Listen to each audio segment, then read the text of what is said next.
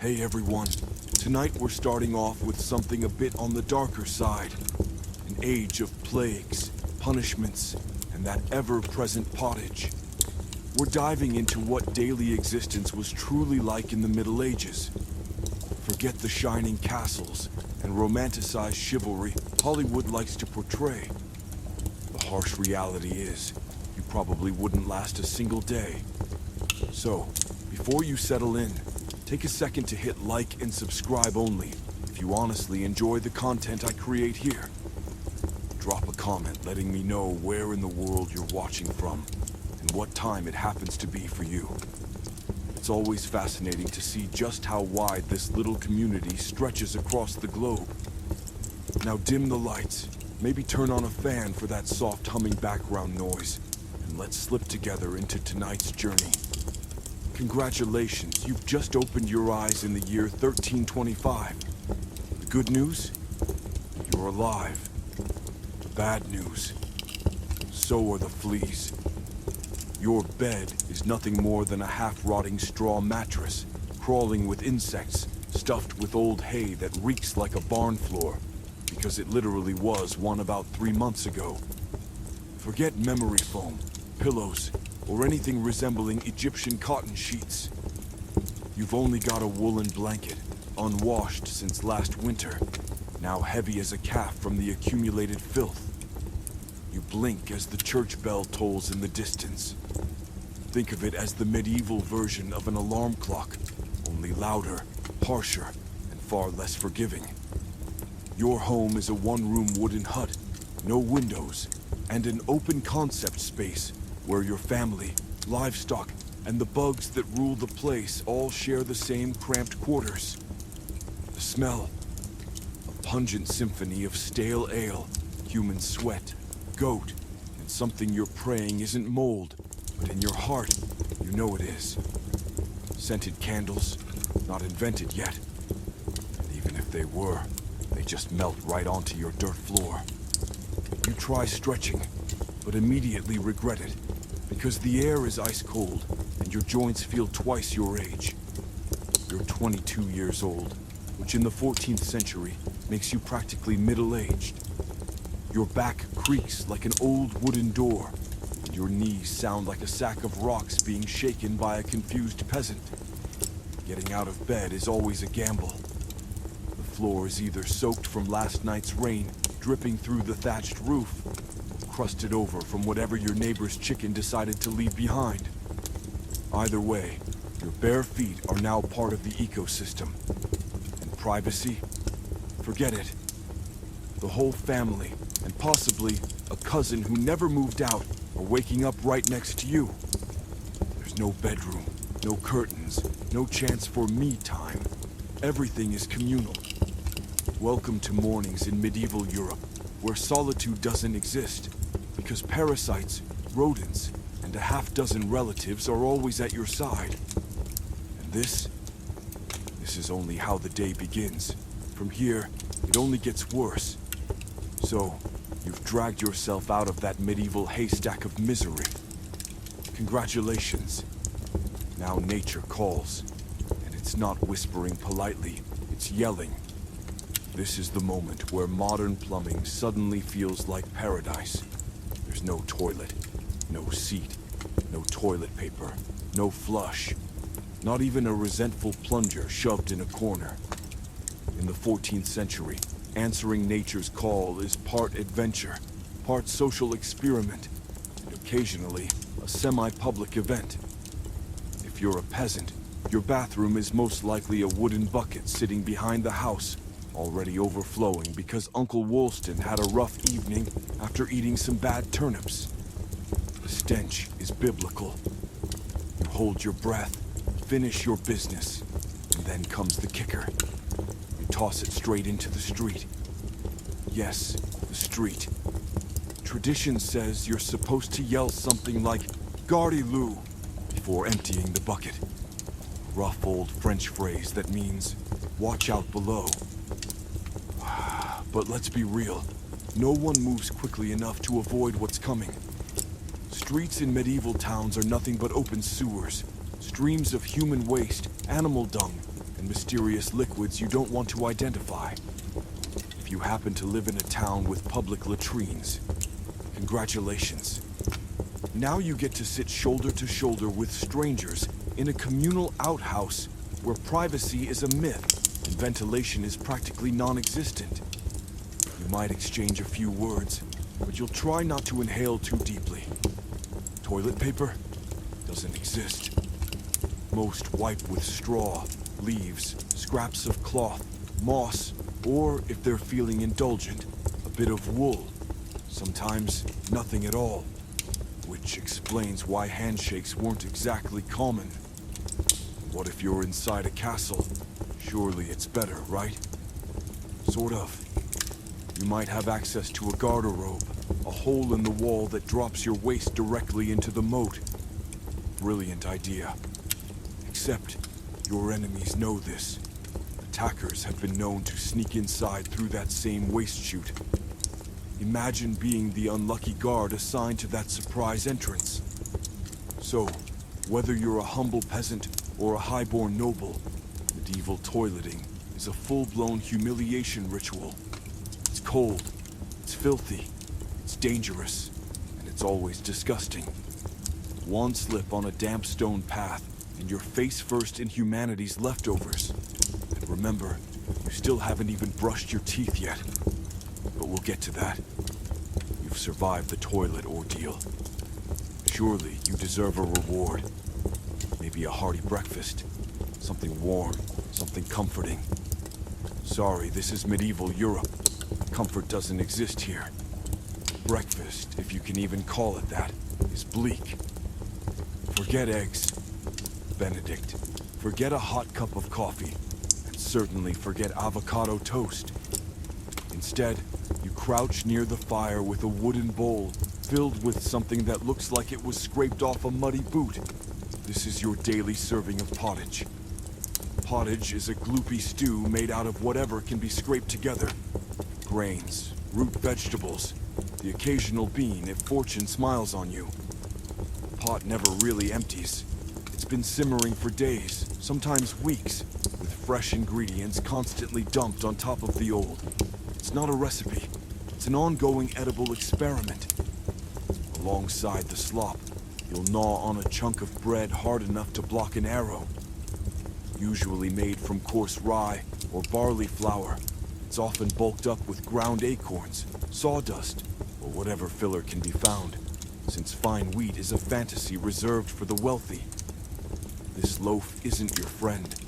You don't slice it, you negotiate with it. When it comes to drinks, forget orange juice or an oat milk latte. What you're sipping at 6 in the morning is beer. Yes, beer. Why? Because the water is a parasite-infested swamp of sickness. So everyone, including kids, starts the day with weak ale. Low alcohol, high survivability. Nobody's thrilled about it, but at least it won't kill you outright. Want meat or cheese with that? Dream on. Those are luxuries for Sundays, Saints' feast days, or if your lord decides to show some rare generosity. For most peasants, meat might appear on the table just a few times a year. Fresh fruit? Only when it's in season and hasn't already been turned into wine. And spices? Forget them unless you're royalty. A pinch of pepper costs more than your monthly wages. Even salt is precious enough to be locked away.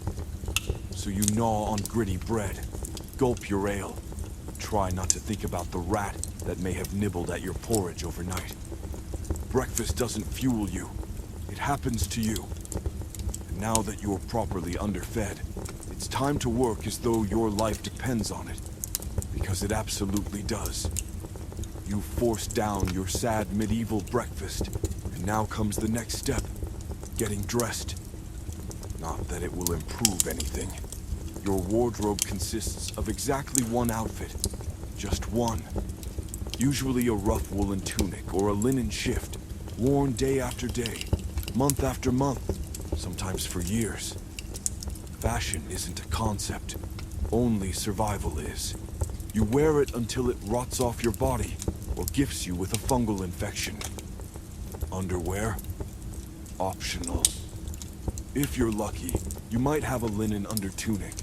If not, you're going fully commando beneath layers of scratchy wool stitched together by someone who clearly had no idea what a seam should look like. There's no washing machine, no soap, no friendly neighborhood dry cleaner.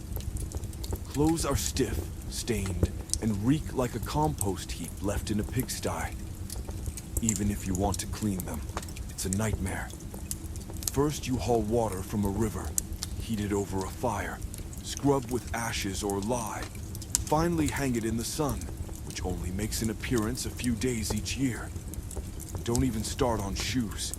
If you own any, they're crude pieces of untreated leather, barely stitched together, offering as much support as a banana peel. Most peasants go barefoot, through mud, dung, and the medieval equivalent of landmines' sharp rocks and disease puddles. The result? Your skin hates you. Constant itching. Fleas, lice, and bedbugs live rent-free on every body, from nobles to monks to children. Nobody escapes. You'll be scratching your armpit with a wooden spoon, mid-conversation with the priest, and nobody even blinks. Your scalp is crawling, your skin rubbed raw, and if a rash appears, too bad. There's no doctor, no ointment, just endless suffering. If you're lucky, it won't get infected. Otherwise, congratulations. You've just acquired a new, long-term medieval companion. Now that you're dressed in discomfort and crawling with uninvited guests, it's time to head outside and work yourself to exhaustion. Now that you're fully wrapped in scratchy wool and a body full of itches, it's time to show that morning smile. Except you don't. Because in the Middle Ages, smiling is risky business, not emotionally dentally. There are no toothbrushes, no toothpaste, no floss, no mouthwash. Oral hygiene isn't just rare, it's practically non-existent. A few might chew on a twig, or rinse with vinegar, or wine, but for most, teeth are left to fend for themselves. And they're losing the battle. By your mid-20s, your mouth looks like it belongs in a crypt. Cavities are everywhere, gums are swollen, and what's on your teeth isn't just food, it's decay. You've got more rot in your jaw than in a cellar full of turnips. Sugar, while not yet widespread, is starting to appear among the wealthy, imported at absurd cost and flaunted in small cakes or candy displays of power. Nobles rot their teeth faster, peasants slower, but the end result is the same. Toothaches are a constant. They throb like the background noise of life itself. The pain is so relentless you might pray, drown yourself in ale, or take matters into your own hands with pliers. And yes, that was an actual treatment. No dentists existed, only barber surgeons. The same man who trims your hair will yank out your molar by candlelight, using an iron hook and zero anesthesia. If the tooth is infected, brace yourself. Without antibiotics, it turns septic. What's a pharmacy visit today was a funeral in the 1300s. A simple cavity could end your life. And socially, forget romance. Kissing with medieval breath is a nightmare. Halitosis is universal.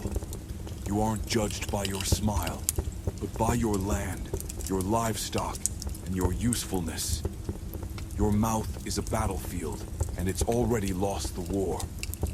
With your teeth throbbing and your stomach empty, you head outside. Because now, the real work begins, the kind that bends your spine and bleeds your hands. There is no office, no desk, no coffee break, no promotions. If you're like 9 out of 10 people, your job is brutally simple. Survive while working yourself into the ground for someone else's gain. You're a peasant. That means you labor on land owned by a lord who wouldn't recognize your face if you collapsed in front of him. You rise with the sun and stop only when darkness swallows the fields. Your tools are laughably primitive. A wooden hoe, a rusting sickle, and whatever bones in your body haven't already given up. Weekends don't exist. Time off doesn't exist. There is only sunrise to sunset, 6 days in a row. Sunday is a so-called rest day, but that only applies if you're not harvesting, fending off raiders, or praying that the strange black spot on your toe doesn't mean you'll lose the whole foot. The work is merciless. Fields are dug by hand, or, if you're lucky, with oxen. You dig trenches, scatter seeds, pull weeds, drag water, all while your spine slowly twists itself into an S shape. No one cares if you're exhausted. No one asks about your well-being. And if you're a woman, you do all of that plus child-rearing, cooking, cleaning, tending animals, spinning wool, pretending not to notice your husband's lice colony migrating onto your side of the bed. Kids don't wait until adulthood to start pulling their weight. They're drafted around the age of 5. Forget school, forget toys. Your starter pack is a tiny wooden rake and the modest dream of maybe not dying of influenza someday. And if you're one of the rare few who isn't tilling the soil, maybe you're a blacksmith, or a tanner, or a cooper. Great. Congratulations. You still get to spend your days choking on smoke, swimming in chemicals, or elbow deep in animal guts, all inside a shack with zero ventilation. The wages? Survival, if you're lucky. The perks? Few open wounds, the occasional snapped bone, and a fever you're expected to wash down with warm, flat beer before getting back to work. Sick days aren't a thing. If you stop, you starve. And if you starve, don't worry. Someone else is ready to take your spot. So you grab your shovel, ignore the blisters tearing open your palms, and you keep digging. Because in the Middle Ages, your occupation wasn't a career. It was a slow-motion endurance trial designed to break you one day at a time. Just when your back feels like it's on fire from bending in the fields, nature shows up to remind you that the weather is your other boss. Forget romantic notions of springtime meadows and autumn leaves. In medieval Europe, climate was basically a form of punishment. Take winter. No insulation, no central heating, no protection of any kind. Just wooden walls so thin and riddled with gaps that you could throw a chicken straight through them. Windows weren't glass, just rags nailed over the holes. Your hearth fire sounds cozy, except you don't have enough firewood, and collecting it from the forest might literally get you executed for theft. Yes, you could die for picking up the wrong stick. So you huddle in a damp wool tunic by a pile of dying embers, wake up with your nose frozen, your toes constantly soaked, and your fingers locked into stiff little icicles. Frostbite. Nobody had a name for it. It was just called rotten luck. Skip to summer. Finally, some warmth, right? Wrong. Your hut turns into a clay oven. There's no fan, no breeze, and deodorant hasn't been invented. You sweat through every rag you own. Stripping them off isn't an option. Too scandalous, too dangerous, too guaranteed to leave you scorched, bitten, or judged. Flies descend on your unwashed skin, and the goat stew rotting in the corner since last week. Mosquitoes sing lullabies in your ear while you're trying to ignore the sound of babies screaming and neighbors arguing. Out in the fields, the sun beats you into dust. No sunscreen, no hat, unless you craft one out of straw and look like a scarecrow that gave up. And the work doesn't pause. Collapse from heat stroke. It's just a bad turn. So winter means shivering in your shack, wondering if your toes will make it to spring. Summer means sweating through the only socks you own, while your thighs rub raw. And through it all, nothing changes. Your clothes still itch, your food still sucks, and your next shift is already waiting. Welcome to Climate Control, Medieval Edition. Spoiler, it doesn't exist. Thirsty? Want to wash your face, rinse your mouth, maybe even pretend you're a functioning human being? Too bad. In the Middle Ages, water isn't refreshment, it's slow-motion poison. Let's start with drinking. That nearby stream looks perfect. Clear, sparkling, straight out of a fairy tale. But spoiler, it isn't. Just upstream, someone dumped a chamber pot. And if it wasn't a pot, then it was a bloated pig corpse, leaking flavor into the current. Every sip is loaded with parasites, bacteria, and the entire microscopic army of medieval death. That's why people drank beer. Yes, beer. Even the kids. But don't picture medieval toddlers doing keg stands. This was small beer, barely alcoholic, just alcoholic enough to not kill you. Brewing required boiling. Boiling killed some of the nightmares waiting in the water. Wine was another option if you were rich and didn't mind being drunk before breakfast. Bathing? Technically possible, practically a disaster. People believed washing opened your pores and gave disease a direct invitation. That's right. Soap and water weren't considered hygienic. They were dangerous. Dirt, meanwhile, was thought to be protective, like a crusty medieval shield. Sure, there were bathhouses, but they quickly became hubs for gossip, scandal, and extracurricular activities that had little to do with bathing. The church eventually cracked down, wagged a holy finger, and shut most of them. At home, the process was even worse. You had to drag water from a well, haul it to your hut, boil it over a fire, pour it into a leaky wooden tub, and then fight your family for first dibs. If you weren't first, you were sitting in everyone else's filth. Rainwater, collected in open barrels, where birds pooped, insects swarmed, and moss set up camp. Delicious. So whether you swallowed it, washed with it, or poured it on your crops, water was never your friend. One wrong sip, and you'd be writhing on a straw mattress, drenched in sweat, clutching your stomach, and wondering how your life choices led you here. Next time you turn on a tap, raise a glass to the past, because medieval hydration was always a gamble, and most people lost. Feeling sick? Stubbed your toe? Got a cough that won't quit? Congratulations, you need a doctor.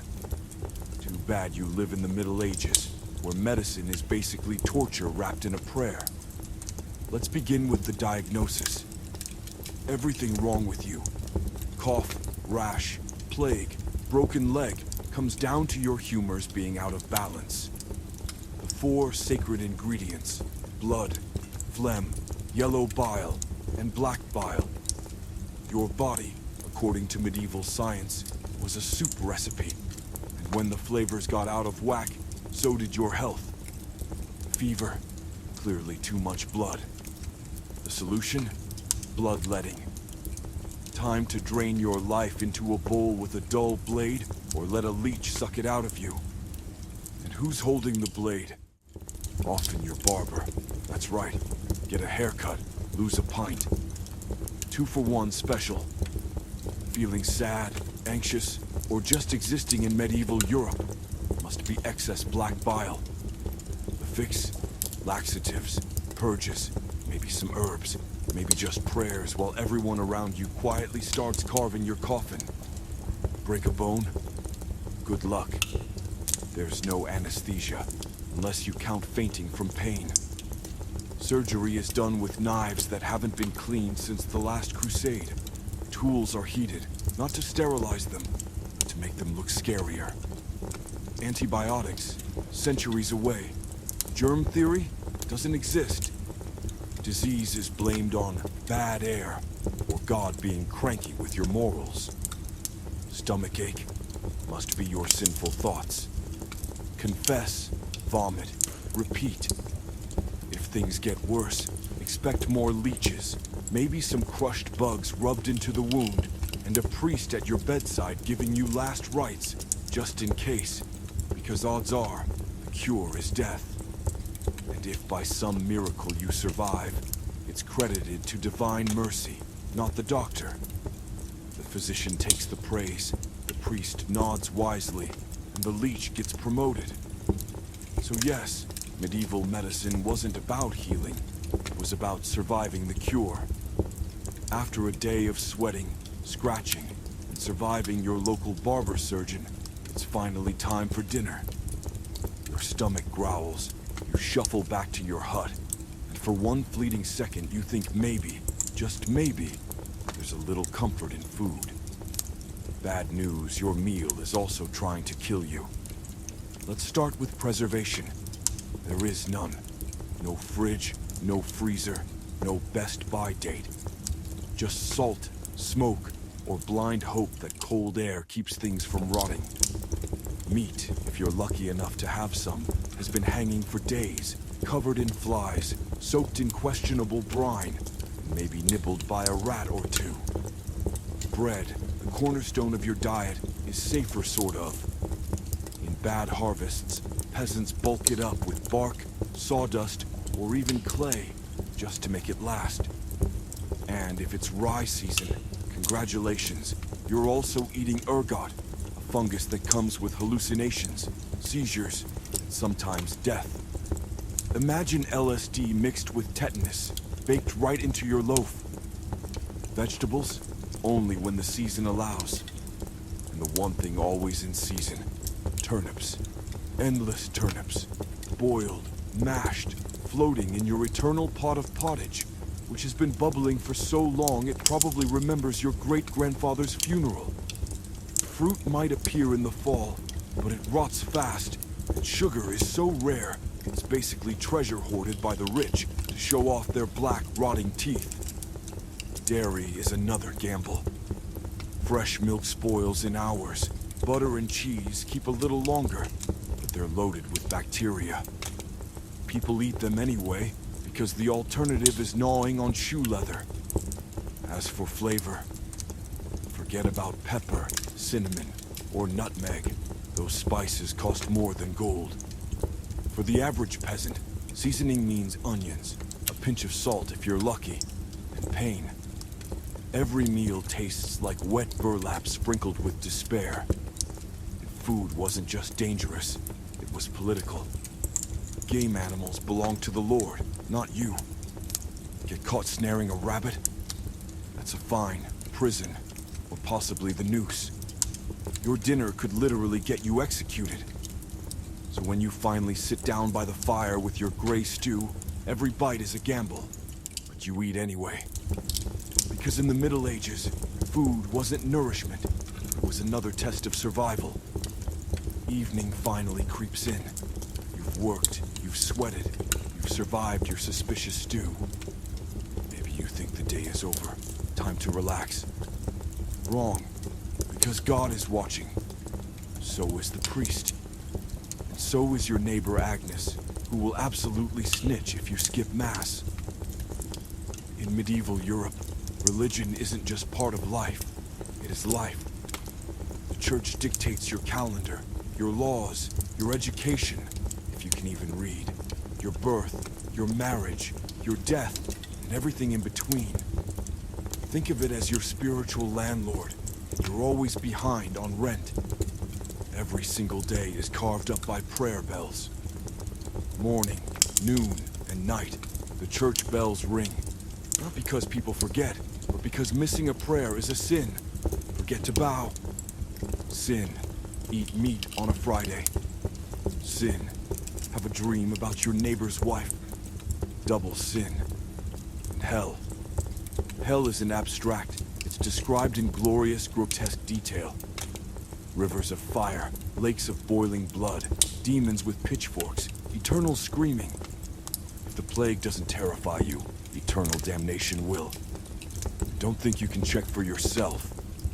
The Bible is in Latin, a language reserved for monks, priests, and that one noble kid who doesn't have to touch dirt. You depend entirely on the church's interpretation, which means if the priest tells you your crops failed because you didn't pray hard enough, Well, better get on your knees. Tithes are non-negotiable. 1/10 of everything you have. Grow wheat. The church gets wheat. Raise chickens. Hand over the eggs. Have nothing? Congratulations. You're broke in both heaven and earth. Holidays. They're holy days. And while they do give breaks from fieldwork, they're not for fun. They're for fasting, kneeling, confessing, and remembering that joy itself is suspicious. Question the church, and you're a heretic. Burned, branded, drowned. Say the wrong thing, and you're flogged until you learn better. Skeptics are corrected, witches are drowned, blasphemers are silenced. So you keep your head down, chant when told, bow when told, and pray that after enduring this mud-soaked, lice-ridden existence, maybe your soul earns paradise, assuming, of course, the priest approves. Because in the Middle Ages, God might be merciful, but the church definitely wasn't. Think being a medieval peasant was rough. Try doing it as a woman.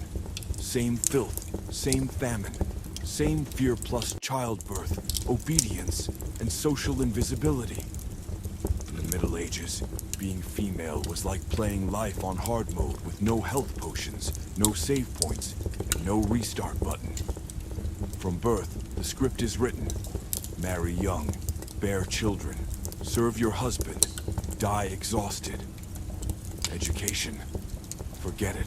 Unless you're from a noble family and sent to a convent, your intellectual ceiling stops at learning how to churn butter and patch holes in a tunic. Marriage happens early. Really early. 12 years old, perfect for betrothal. 14, time for pregnancy. Love has nothing to do with it.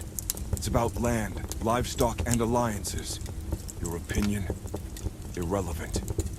Once married, you're legally and socially your husband's property. Your responsibilities: produce heirs, feed the household, keep the fire burning, and absolutely never complain. Because complaining might earn you a new label, nag, or worse, witch. And being a witch comes with a complimentary drowning or burning, depending on local fashion trends. Childbirth itself is a death lottery.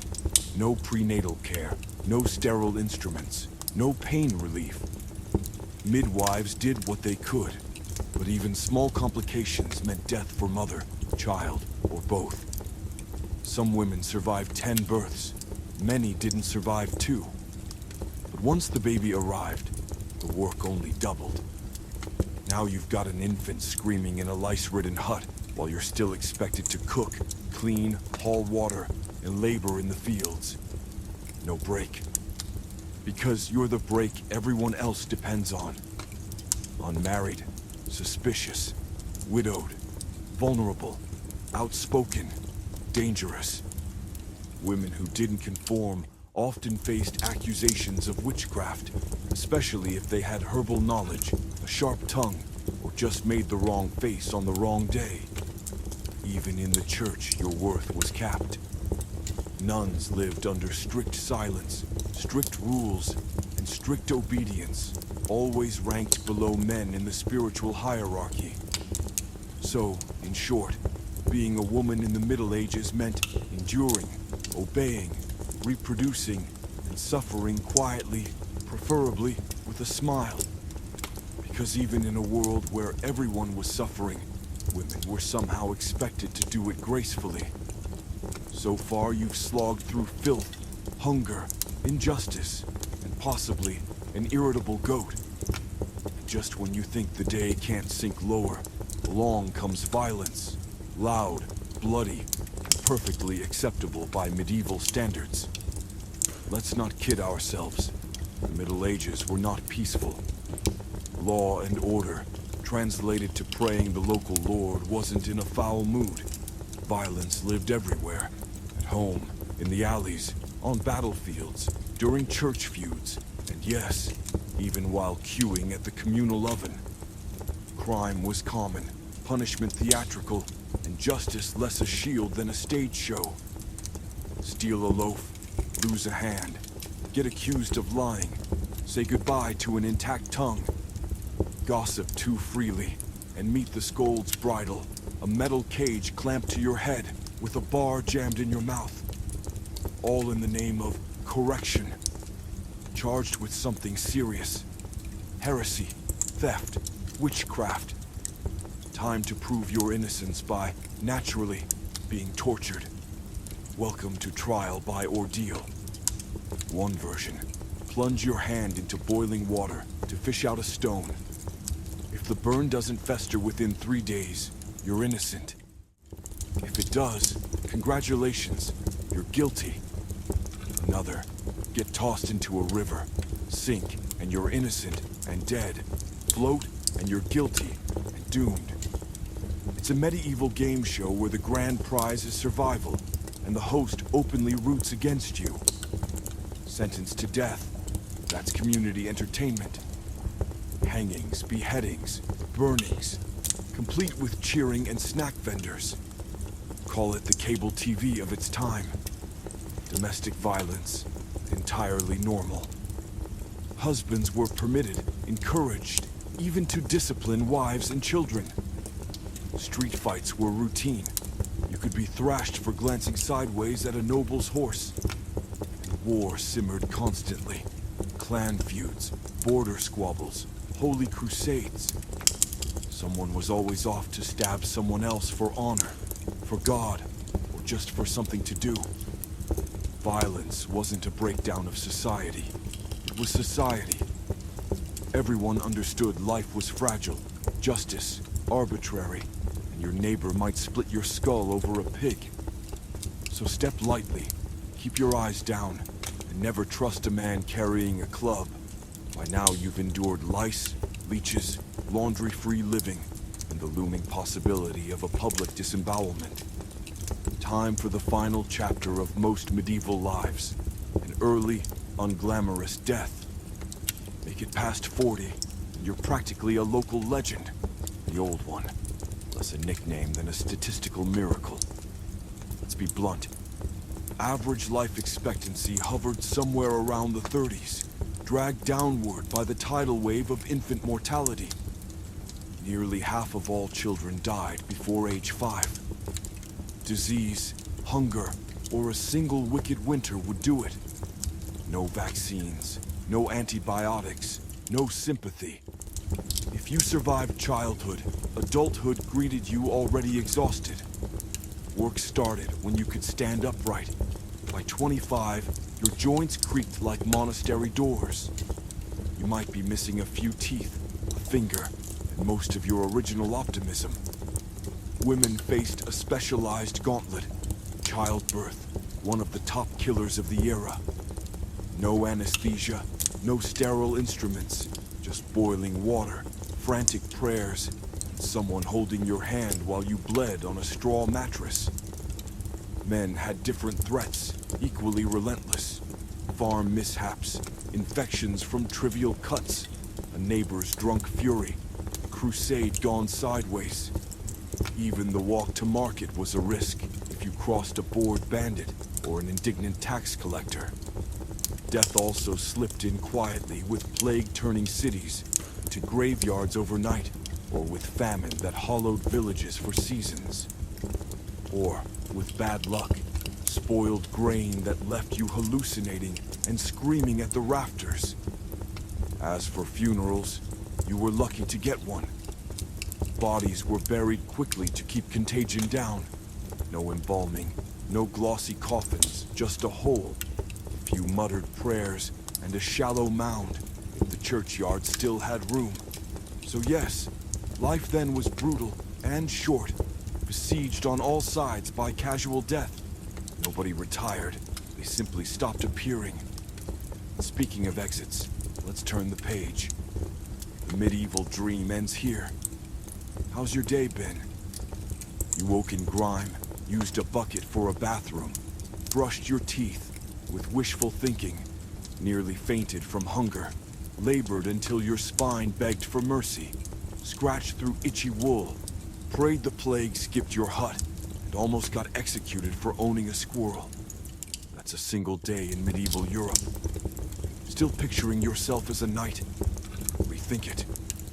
Polished fantasy gallant swordsmen, noble ladies in towers, heroic battles, feasts in glowing halls is a fairy tale sheen. Reality was gritty, cruel, and deeply unfair. Hierarchy ruled. Born poor, stay poor. Born rich, better odds. But still one bad bowl of soup away from dysentery and a hasty burial. Even nobles suffered. Castles were drafty stone refrigerators full of smoke, fleas, and politically convenient marriages. Sure, fur cloaks and wine goblets, but also a decent chance of dying in a skirmish or from an infected splinter. Luxury, hardly. Simpler times weren't simple, they were relentless. Everything took longer. Everything hurt more. Every act from childbirth to chewing carried consequences.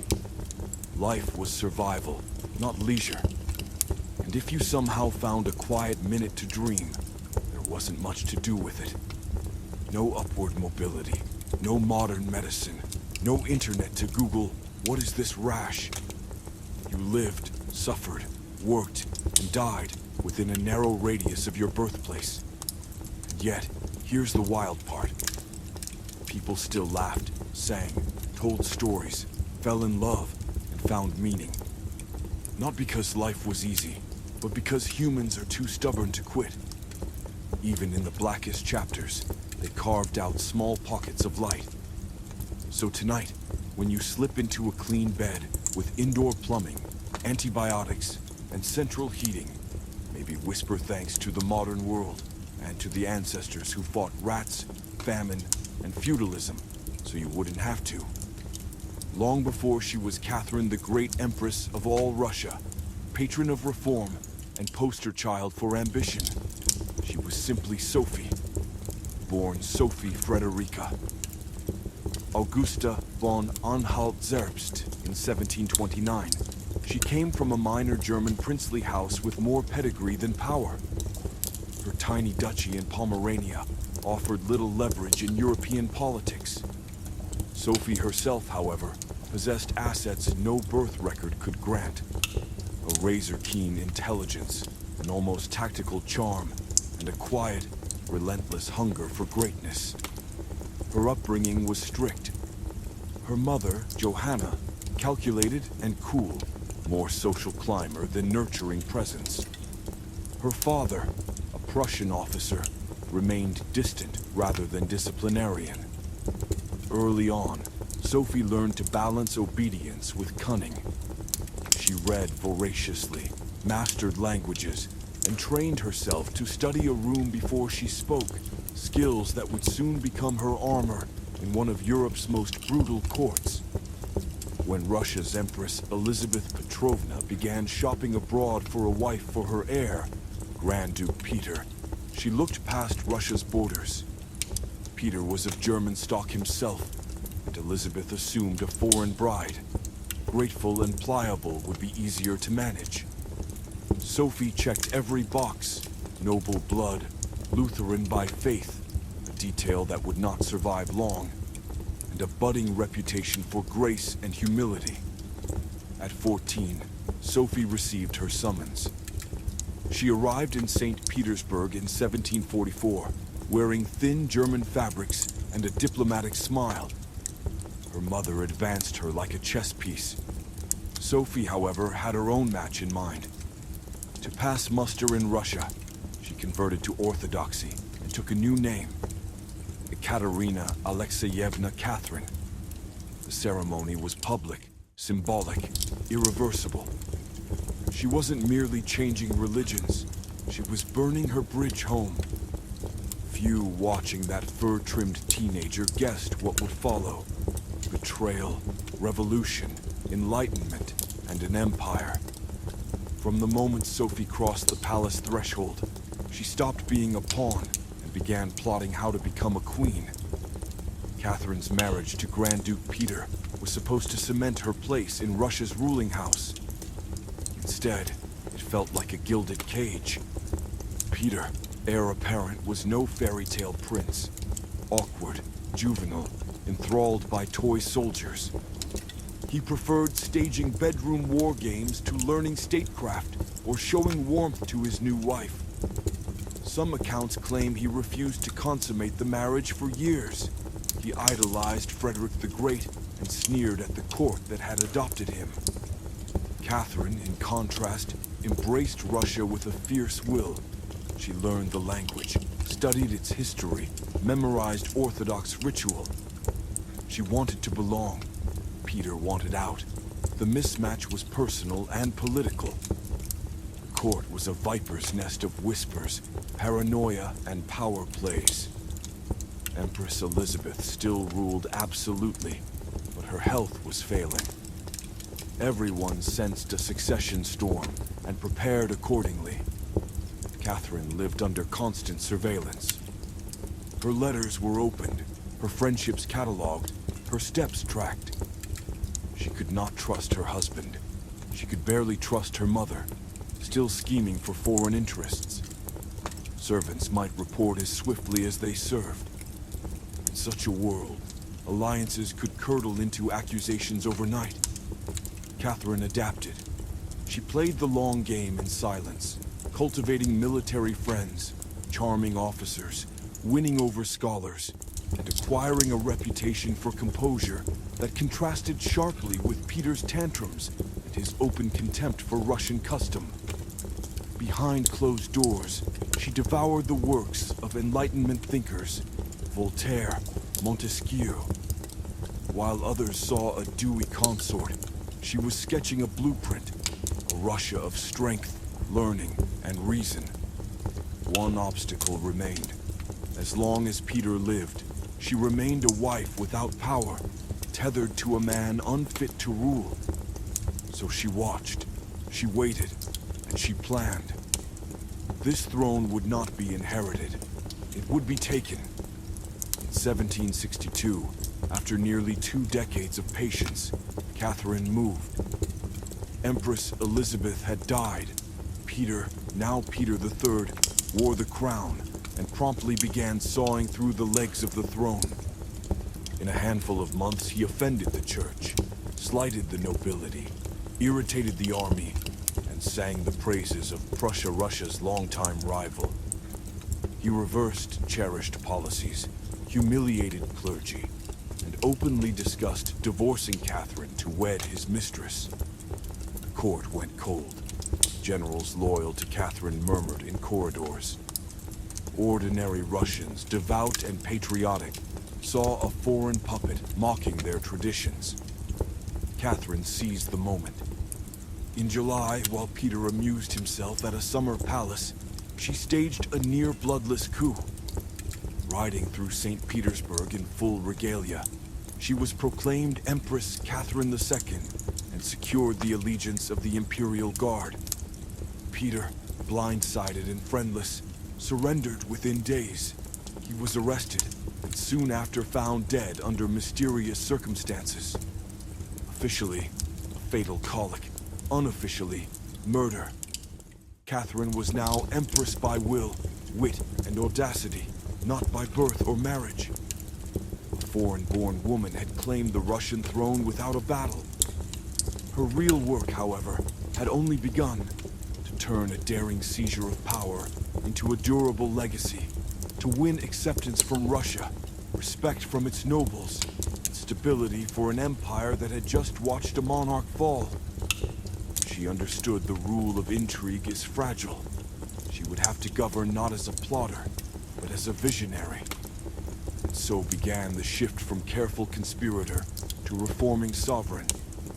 Once the crown was hers, Catherine could have settled into power, content to bask in authority. But she didn't. She envisioned something far larger than sitting on a throne. She wanted to transform Russia, not only militarily or politically, but intellectually. Where Peter III idolized toy soldiers and Frederick the Great, Catherine admired Voltaire, Diderot, and the bold minds of the Enlightenment. She believed in reason, progress, education, and the monarch as a servant of the people, even as she ruled with absolute authority. Catherine didn't simply read philosophy, she practiced it. She corresponded with Voltaire for more than 15 years, trading wit and flattery while defending her autocracy. She invited Diderot to her court, purchased his library to support him, and filled her nights with legal texts and debates over reform. In 1767, she convened the Legislative Commission, an ambitious project to overhaul Russia's legal code. Her own nakaz, or instruction, became a political manifesto disguised as law. It denounced torture, called for equality before the law, and argued rulers were bound to serve the common good. Radical, especially for an empress in 18th century Russia. But ideals had to survive Russia's realities, a sprawling, feudal, deeply conservative empire where nobles guarded their serfs like property. Catherine understood the tightrope. She abolished some forms of torture, expanded access to secular schools, sponsored libraries, and invested in education for girls. The most famous of them all was Grigory Potemkin, a soldier, statesman, and a man as brilliant as he was audacious. Their bond blurred the lines between passion and politics. Some whisper they secretly married. Others say they simply ruled together in everything but name. Potemkin wasn't just Catherine's lover. He was her partner, co-architect of campaigns, colonization, and the transformation of southern Russia. With him, she reshaped entire regions. Without him, the empire might have lacked its heartbeat. Of course, Europe couldn't look past the scandal. Gossip swirled like smoke. Caricatures painted her as insatiable, unstable, and immoral. After her death, the stories got uglier. The infamous horse rumor, fabricated and grotesque, spread solely to blacken her name. But why such obsession? Simple. Catherine wielded power openly as a woman in an era that wanted female rulers to be either untouchable saints or tragic cautionary tales. She refused both roles. She lived, loved, and reigned on her own unapologetic terms. That alone made her dangerous. Ironically, the woman they painted as scandalous was often more philosophical about love than her critics. Catherine believed passion was a natural part of life. Relationships didn't have to clash with responsibility. She kept her heart and her throne separate, something few male rulers ever managed. To her, lovers could be allies, companions, even pawns, but never a threat. And when they stopped being useful, she let them go, usually with grace and a generous retirement package. Her affairs weren't weakness, they were strategy, interwoven with her reign like threads in a tapestry. A blend of intimacy and politics, loyalty and desire that left her not diminished, but unforgettable. For all her power and control, Catherine's reign was not free from danger. And in 1773, danger arrived in the form of a scruffy Cossack with a talent for audacity, Yemelyan Pugachev. He wasn't just another rebel with a pitchfork. He declared himself to be Peter III, Catherine's very much dead husband. According to him, he hadn't died at all, just taken a long break and returned to reclaim the throne. Absurd, completely. The peasants, Cossacks, and desperate believers didn't need proof. They needed hope, and Pugachev gave them plenty. He promised freedom from serfdom, lower taxes, and land for the people. Basically everything Catherine couldn't deliver without setting her empire on fire. To Russia's exhausted lower classes, he sounded less like a fraud and more like salvation. Soon, his rebellion spread like wildfire across the Volga. Villages flipped, towns fell, nobles were butchered. For a terrifying moment, it looked as if the empire itself might split at the seams. Catherine, usually calm and calculating, was rattled. This wasn't some foreign war she could solve with cavalry charges and treaties. This was her own people, rising up against the system that kept her throne steady. But rattled or not, she didn't lose her grip. She acted ruthlessly. Professional troops were dispatched, the rebellion was crushed, and by 1774, Pugachev was paraded through Moscow in an iron cage before being executed publicly. His head on the block was less about justice and more about theater, a warning that rebellion would be answered with annihilation. But the uprising left scars. Catherine, who once quoted Enlightenment thinkers with flair, began to scale back her idealism. She had dreamed of reform, even toyed with ideas of easing serfdom. After Pugachev, those dreams were quietly buried. The nobility, terrified of peasant fury, tightened their grip on serfs even further. Catherine, needing their loyalty, allowed it. Stability now mattered more than philosophy. Progress was replaced with surveillance, reform with caution. Pugachev lost his head, but he left Catherine with a ghost that haunted the rest of her reign. The realization that power built on inequality could collapse in an instant, no matter how gilded the throne. By the time Catherine the Great reached the twilight of her reign, she had sat on Russia's throne for more than 3 decades longer than any female ruler in the nation's history. From the moment she seized the crown in a gamble of sheer nerve, she defied every expectation, reshaped her empire, and rewrote the script of what a monarch, and especially a woman, could be. Under Catherine, Russia became a true heavyweight of Europe. Its borders stretched by over 200,000 square miles, swallowing Crimea, annexing chunks of Poland, and securing the Black Sea coast. These weren't just lines on a map. They were lifelines, warm water ports, trade routes, and new populations woven into the empire. She didn't just defend Russia's place on the continent. She forced everyone else to reckon with it. But her legacy wasn't carved only in borders. Catherine left cultural fingerprints across the empire. She helped establish the Hermitage, amassed one of Europe's richest art collections, and corresponded directly with Enlightenment luminaries. Her court, once seen as backward, glittered with sophistication, salons, and ideas. Education for girls expanded, libraries appeared, and she even introduced smallpox inoculation to Russia, famously taking the vaccine herself, proving to her subjects that science could be trusted. And yet, contradictions clung to her reign. While she adored Enlightenment ideals, she never freed the serfs. In fact, she tightened their chains, extending serfdom deeper into new territories. Her reforms, progressive on paper, remained largely cosmetic in practice, polishing the empire's exterior, while its feudal core stayed intact. She abolished torture here, opened schools there, but always with an eye on survival. Catherine was pragmatic first, idealist second.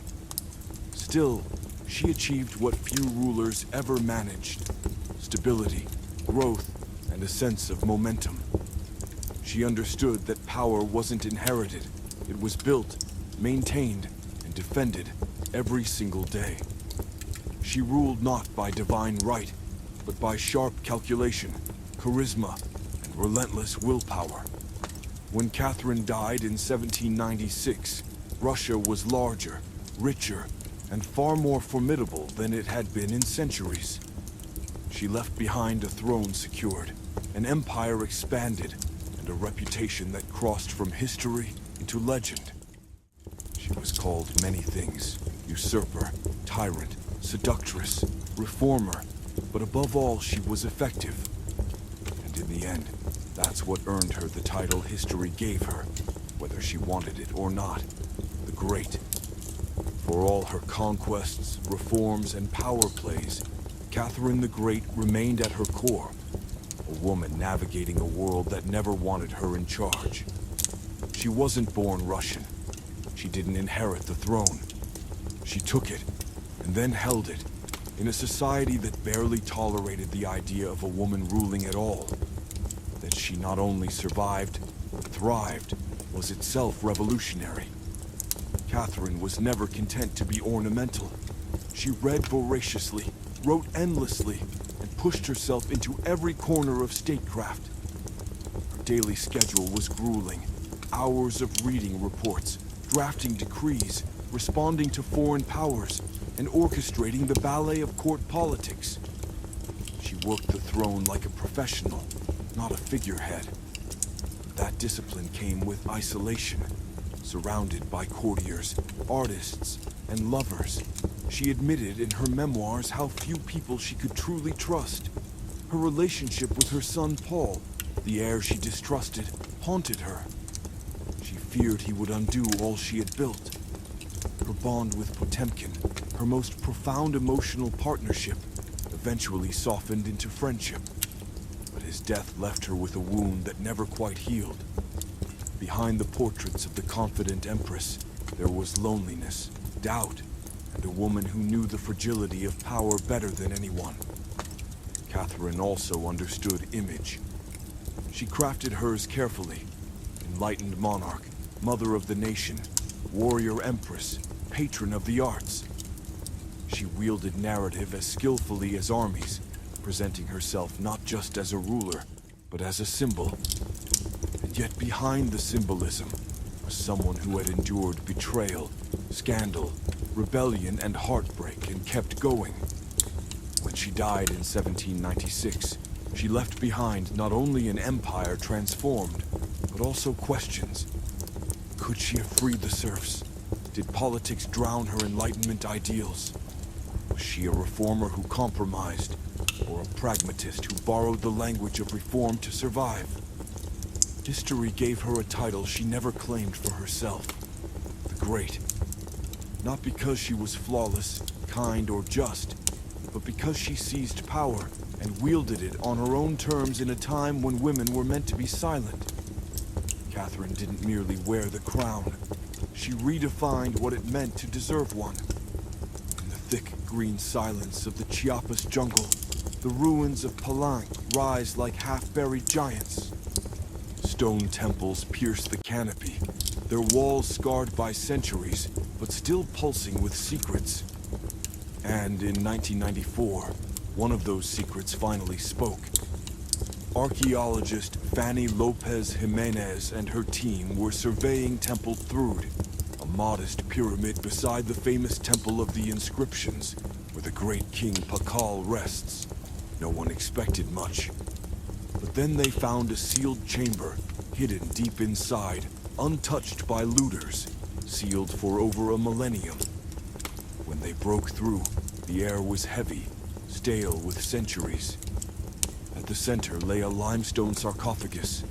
As its lid was lifted, a cloud of red dust erupted like smoke. Cinnabar-powdered mercury sulfide, toxic but sacred to the Maya, coated everything inside. And within that crimson haze lay the skeleton of a woman. Fragile bones, still adorned with jade ornaments, necklaces, diadems, ear spools. A jade mosaic mask still rested on her face, shimmering against the scarlet powder. She had been buried with reverence. Her tomb was rich but silent. No glyphs on the walls, no inscriptions to name her. A burial fit for royalty, yet a mystery with no title. Archaeologists called her the Red Queen. The name stuck, but the questions multiplied. Who was she? A consort? A priestess? Pakal's wife? His mother? Her identity was erased, but the grandeur of her burial made one thing certain. She mattered. Unlike many Maya tombs, hers was deliberately hidden, untouched for over 1,300 years. It wasn't just a burial. It was a ritual act of secrecy. The Red Queen wasn't meant to be remembered in words. She was meant to be remembered in silence, in color, in the weight of mystery itself. The most striking element of the Red Queen's tomb wasn't her jade ornaments or the sealed chamber itself. It was the thick red powder coating everything. Walls, sarcophagus, bones, even the offerings around her. This wasn't carelessness, it was deliberate. Cinnabar, crushed mercury sulfide, was one of the most sacred substances in the ancient Maya world. Its brilliant crimson wasn't just decorative.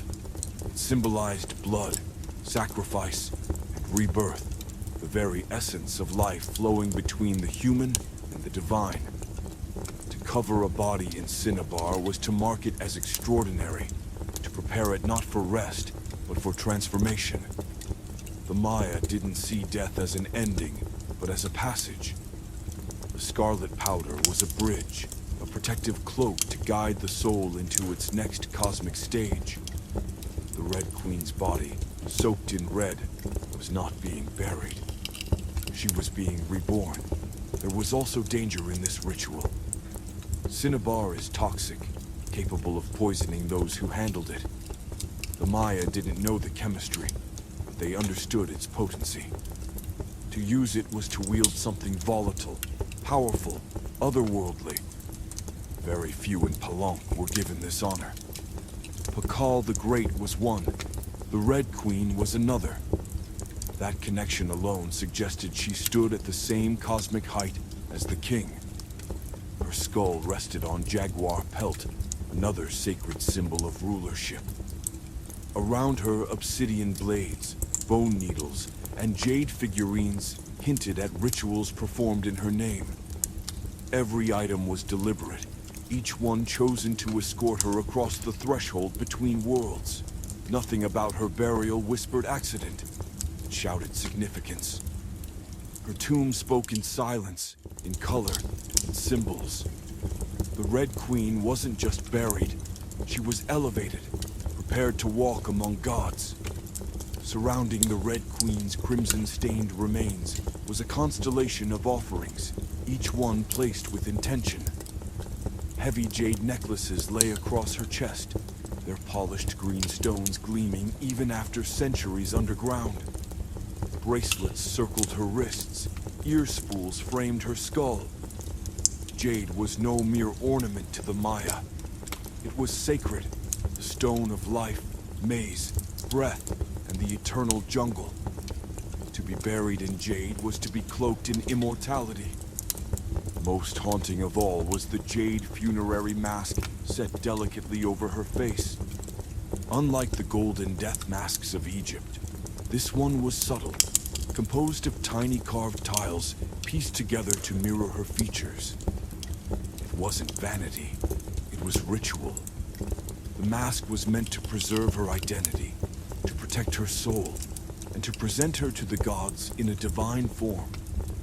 Scattered nearby were bone needles and obsidian blades, sharp tools of sacrifice. Perhaps they symbolized blood rituals she performed in life. Perhaps they were offerings reenacting those rites on her behalf.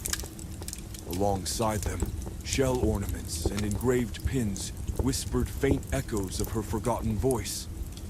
At her feet, ceramic vessels remained sealed, once likely filled with food, drink, or incense provisions for the long journey through the Maya underworld. Nothing about the collection felt random. It wasn't excess for the sake of grandeur. It was intimate, precise, spiritual. Her tomb was not stocked like a treasury.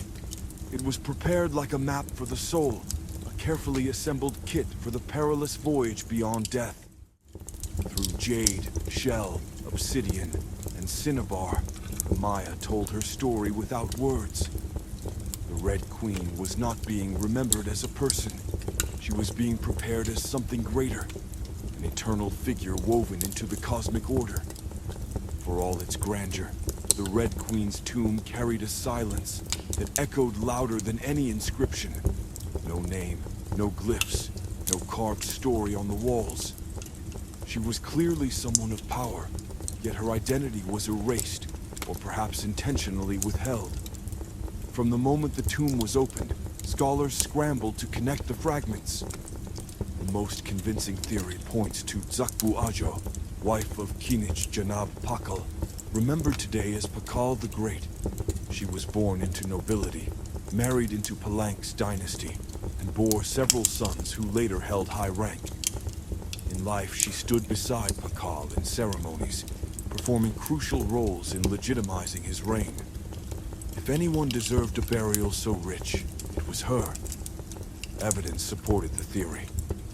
Her tomb lay just steps from Pakal's own massive resting place in the Temple of the Inscriptions, a deliberate pairing, husband and wife side by side even in death. The cinnabar sealed the connection. Only two people in Palanque were buried under its scarlet shroud, Pakal and the Red Queen. Yet the mystery deepens. DNA tests on her remains failed to establish a direct maternal link to Pakal.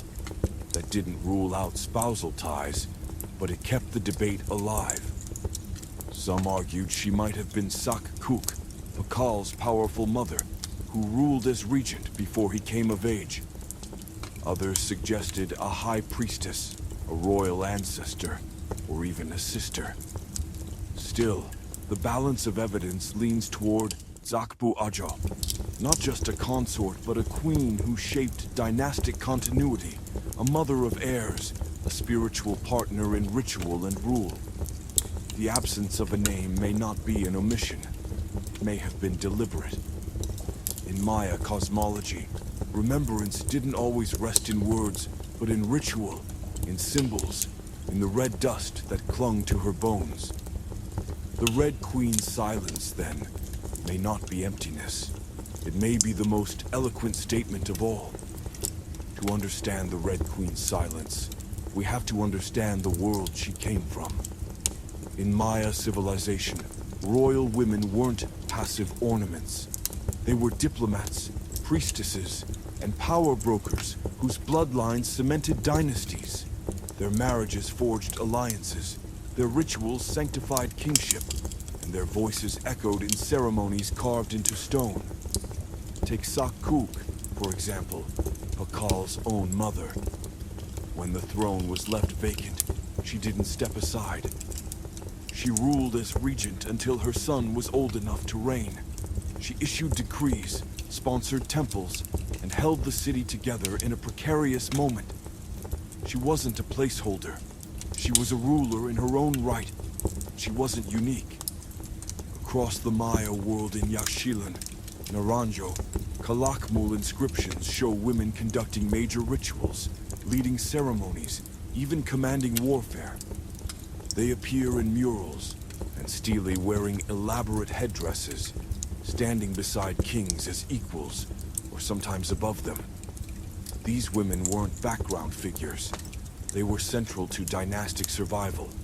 Their blood was political capital, their presence a stamp of legitimacy. By the time the Spanish arrived, much of this memory had eroded under colonial eyes that reduced native women to silence. But archaeology restores a different story, one in which women's influence was not only acknowledged, but celebrated. Seen in this light, the Red Queen's burial is not an anomaly, but a continuation. Her jade mask wasn't just decoration, it was identity preserved. Her placement beside Pakal wasn't coincidence, it was a statement of balance. She may not have ruled in name, but she was the glue of dynasty, the partner in ritual, the feminine force that completed the cosmic equation. She may be nameless to us, but to her world, she was never voiceless. The Red Queen was not only buried with treasures, she was entombed within architecture, heavy with meaning. Her resting place inside Temple Thrud was no random chamber. In Palanque, temples were not simply monuments. They were cosmological instruments, carefully aligned with myth, astronomy, and dynastic legacy. Temple III stood modest beside the imposing Temple of the Inscriptions, where Pakal the Great lay in grandeur. Yet the proximity was deliberate. To be interred so close was no accident. It was cosmic choreography. A Queen's body placed in eternal dialogue with her kings.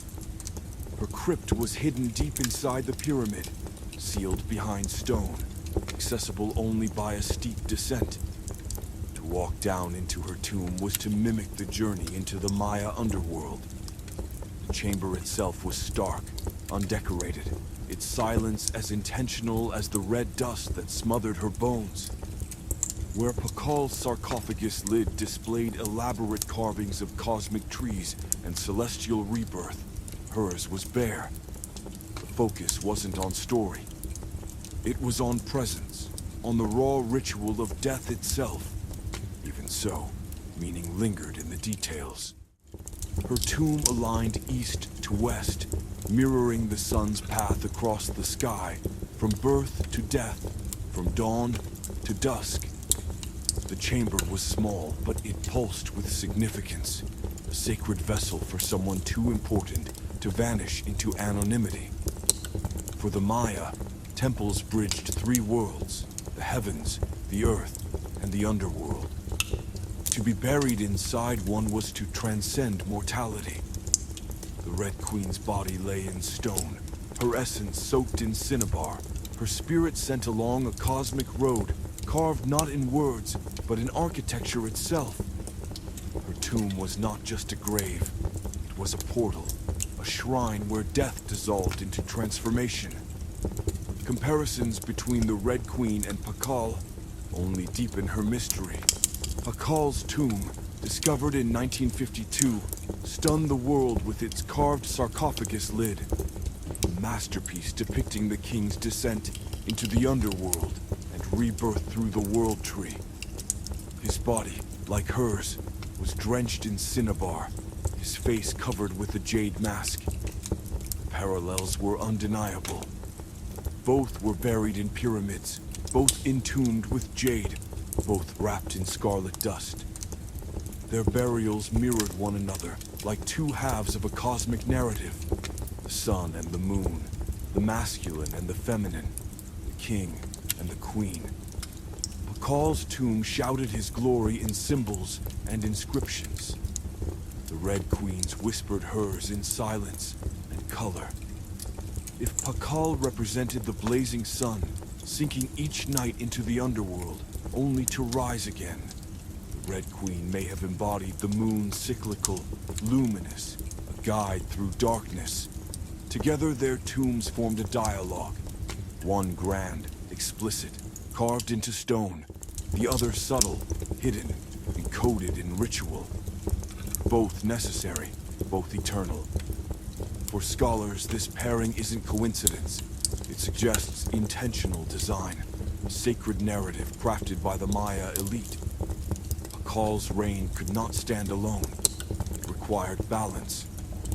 His cosmic journey was incomplete without her shadow, her counterpart, her presence woven into the spiritual fabric of Palanque. The Red Queen, then, was not a footnote to Pakal's story. She was the other half of it. A silent partner in stone, ensuring that the dynastic myth of Palanque was not singular but dual sun and moon, king and queen, life and death, rebirth and eternity. The discovery of the Red Queen reshaped our understanding of the Maya world. For decades, archaeology had painted the story of Palanque as a tale of kings Pakal the Great, his sons, the lineage of rulers carved into stone. Women appeared only at the margins, names occasionally etched on stelae, their influence assumed, but rarely emphasized. The Red Queen shattered that silence. Here was a woman buried with the same grandeur as Pakal, afforded the same scarlet cloak of cinnabar, masked in jade, and laid to rest within a pyramid.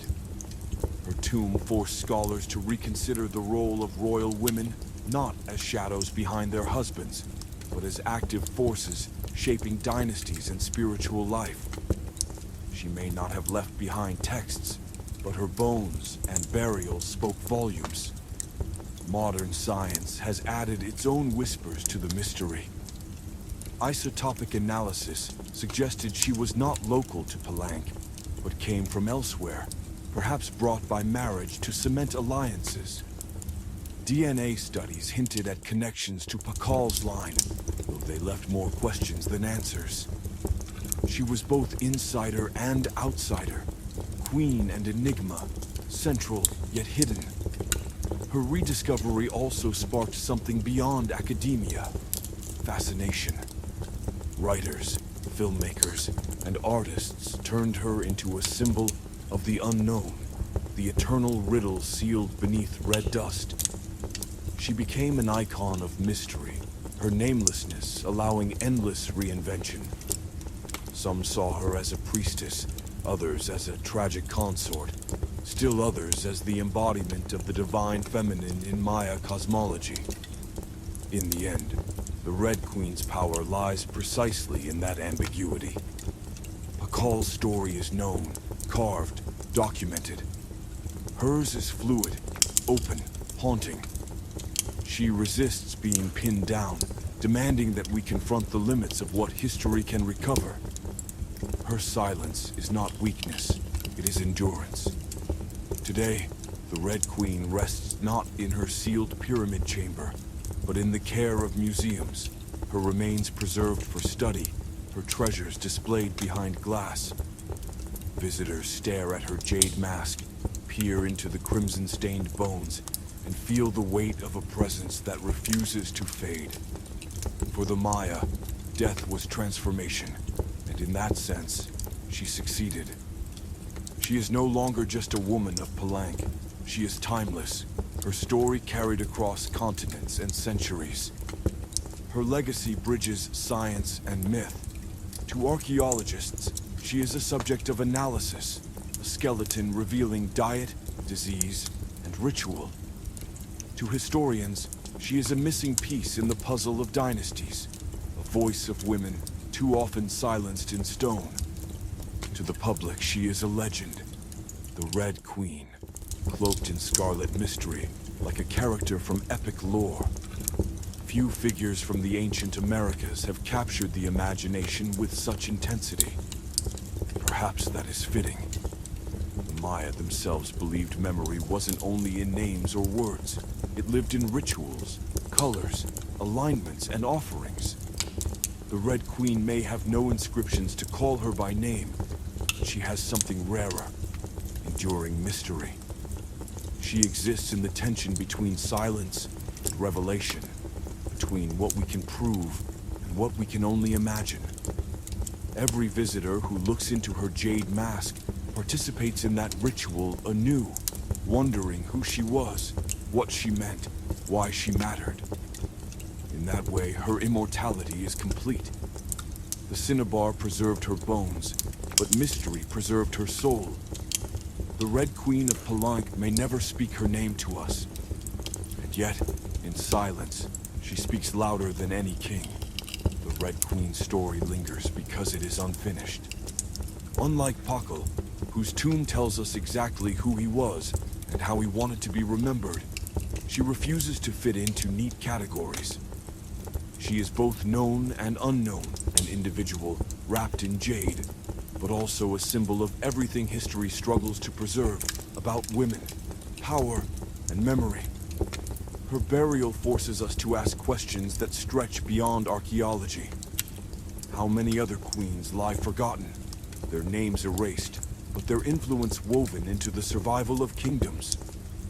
How many women kept dynasties alive through alliances, rituals, and counsel, only to vanish from official records once their purpose was fulfilled? The Red Queen stands for all of them, a reminder that history is not only carved in stone, but also hidden in silence. And maybe that's why her tomb continues to fascinate. Every shard of jade, every trace of cinnabar, every scarlet-stained bone pushes against erasure. She may not have left inscriptions, but she left presence. She may not have ruled openly, but she ruled in memory.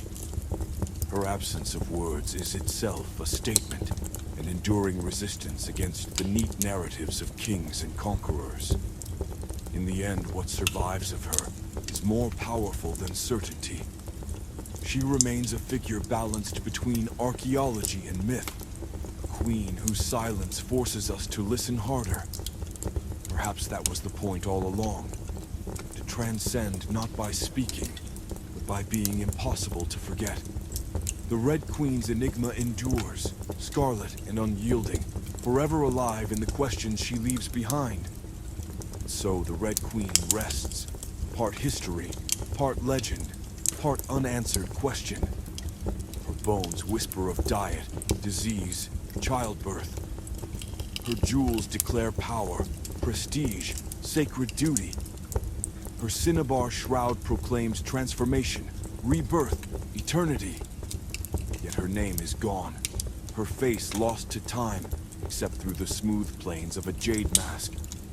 She is both present and absent, vivid and elusive, one of the most intimate glimpses we have of Maya royalty, and at the same time, one of the most mysterious.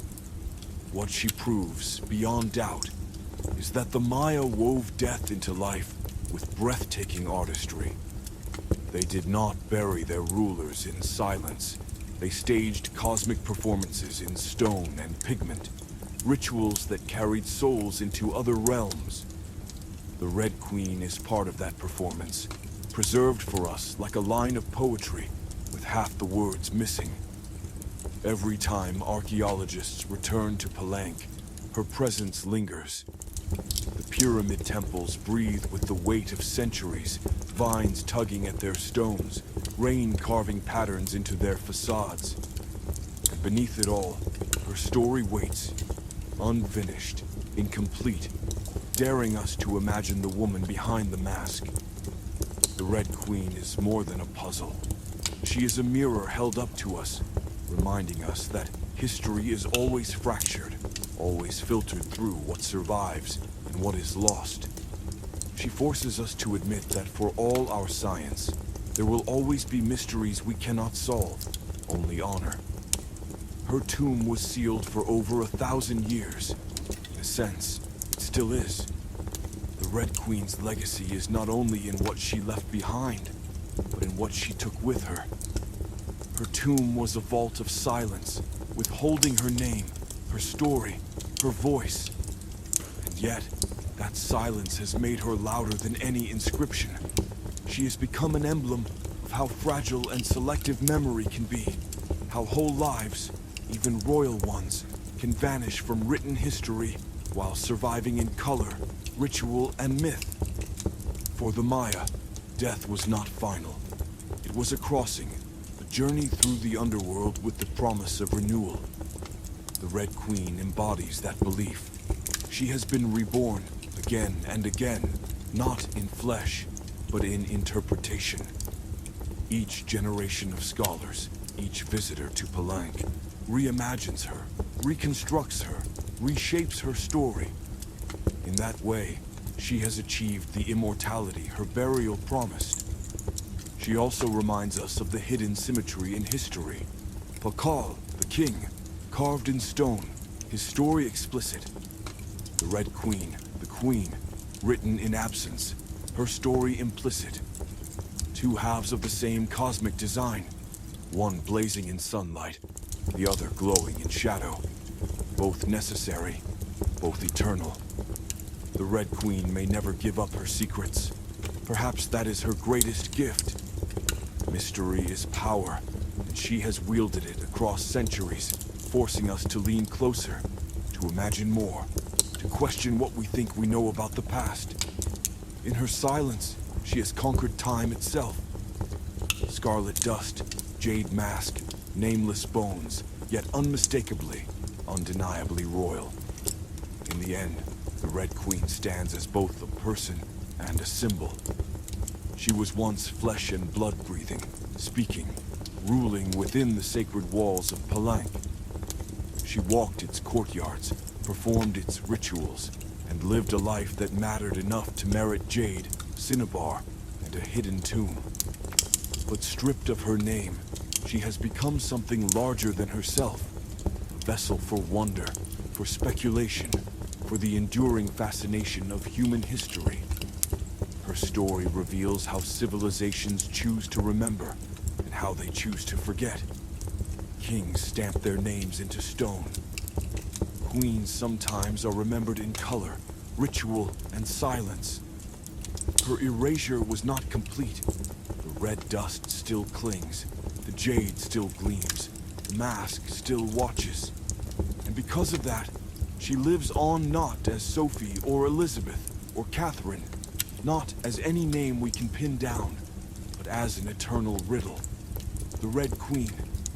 Every civilization leaves ghosts. Some are carved in texts, others in ruins, others in whispers that refuse to fade. The Red Queen is one of those whispers. She reminds us that history is not just dates and names, but mystery and imagination. That even in silence, power leaves traces. That memory, once awakened, refuses to die. She will never speak to us directly. But in the scarlet glow of her tomb, in the gleam of jade shaped by ancient hands, in the echo of her presence across centuries, she already has. The Red Queen's tale closes, not with certainty, but with echoes. She rests as one of the most enigmatic figures of the ancient Americas, less defined by what we know than by what we cannot know. And maybe that is precisely why she endures. Where Pakal's tomb gives answers, hers leaves questions. Where his story is carved in glyphs, hers is drawn in absence. She is proof that history is never complete, that every discovery is both revelation and riddle. Each jade bead, each cinnabar stain, each fragment of bone offers a clue, but never the whole truth. She remains suspended between fact and myth, between archaeology and legend. And so, centuries after her burial, the Red Queen continues to rule not over Palenque, not over temples or courts, but over our imagination. She commands it without words, without inscriptions, with nothing more than silence, scarlet dust, and a mask of green stone. In that way, she has achieved the ultimate victory. She has outlived kings, outlasted dynasties, and stepped beyond history into timelessness. The Red Queen is no longer just a woman of the Maya. She is a symbol of mystery itself, eternal, unbroken, and unforgettable.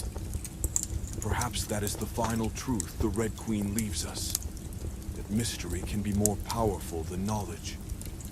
Her silence draws us closer than any inscription could. Her namelessness makes her universal, not bound to one dynasty, but representing all the forgotten women who stood beside kings, who carried dynasties forward, who shaped history from the shadows. She forces us to admit that even the most advanced science's DNA analysis, isotopic studies, forensic reconstructions, cannot fully resurrect a life. They can sketch outlines, whisper possibilities, narrow the field of answers. But they cannot give back her voice, her thoughts, her laughter, her grief. Those remain sealed forever. Yet maybe that is enough. Because in the Red Queen, we don't just see one woman. We see the persistence of human memory, the resilience of ritual, the beauty of unanswered questions. She has survived not because we solved her, but because we never did. Her tomb was closed for more than 1,000 years. Its silence lasted longer than empires, longer than kingdoms, longer than the languages carved into stone. Now, even open, it still keeps its secrets. And in that way, the Red Queen continues her reign, not in life, not in name, but in eternal enigma. The Red Queen's enigma reminds us that history is as much about absence as it is about presence. For every king whose deeds are carved into stone, there are queens, mothers, daughters, and priestesses whose lives slip between the cracks, remembered only through fragments. She stands for them all, the unseen half of every dynasty, the missing voice in every inscription, the silent figure behind every throne. And still, she endures, Tourists walk through Palank's ruins and hear guides whisper her name. Scholars debate her lineage in journals. Artists sketch her jade mask, crimson-stained and eternal. She has crossed from archaeology into myth, from discovery into story. That may be her greatest triumph. While other rulers of her time are locked in rigid dates and genealogies, she remains fluid, unfixed, endlessly interpreted. She is not trapped by one narrative. She becomes whatever each generation needs her to be. Queen, priestess, mother, goddess, mystery. In that sense, the Red Queen has achieved what every ruler secretly craves: immortality. Not the brittle immortality of a name etched in stone, but the living immortality of legend, retold and reimagined again and again. Her silence is her crown, her mystery is her throne, and her story, unfinished, will never end. Even now, the Red Queen lingers in the imagination like a figure half-veiled in mist. She is not confined to the narrow timeline of the classic Maya. She lives wherever her image is evoked, whenever scholars open another paper, whenever a traveler peers into the ruins of Palank, whenever a child sees her jade mask gleaming in a museum case. She moves through centuries as if time itself were another temple built to honor her. Perhaps that is the ultimate paradox. The queen who was meant to be forgotten by name is remembered more vividly than many kings whose lives are inscribed in detail. Her silence proved stronger than words. Her absence became presence. Her mystery became power. And so the story of the Red Queen has no conclusion. It will continue to shift, to change, to inspire, as long as people ask questions about the past. She is a reminder that history is not a finished book, but a living dialogue between the dead and the living, between the stones of temples and the voices that echo through them. The Red Queen may have been sealed away for more than 1,000 years, but she will never be sealed again. In every retelling, in every speculation, in every breath of awe at her crimson tomb, she rises once more, reborn, remembered, and revered. And so the Red Queen remains, suspended between history and legend. She is neither entirely revealed nor entirely hidden, a puzzle that resists completion. Every excavation, every analysis, every retelling only deepens her presence instead of diminishing it. She has become more than an archaeological discovery. She has become a myth for the modern age. In her, we see the echo of countless lives erased by time, yet still powerful enough to shape memory centuries later. In her, we find proof that mystery itself can endure longer than certainty. And in her, we recognize the strange immortality that comes not from being known, but from never being fully understood. The Red Queen lies in silence, her bones still dusted in scarlet, her face still hidden behind jade, her name still withheld from us. But her story continues to move, to evolve, to ignite imagination. That is her true reign, not over Palank, not over temples or dynasties, but over wonder itself. Her tomb was meant to preserve her passage to the other world. Instead, it preserved her power to haunt ours. In the end, the Red Queen does not belong only to the Maya, or to Palank, or even to the scholars who study her. She belongs to all who encounter her mystery. She is an eternal reminder that the past is never fully gone. It waits in the soil, in stone chambers, in artifacts, in silence. And when it resurfaces, it demands not just to be studied, but to be felt. Her crimson shroud speaks of death, but also of continuity. Her jade mask speaks of identity, but also of transformation. Her namelessness speaks of loss, but also of universality. She is both one woman and all women whose names have been erased by history, both a queen and a symbol of forgotten power. That is why she endures. Because the Red Queen is more than a body in a tomb. She is a story still unfolding, a question still being asked, a presence that refuses to fade. She is silence given form, absence made visible, mystery crowned in scarlet. The Red Queen may never reveal who she truly was, but perhaps that is not the point.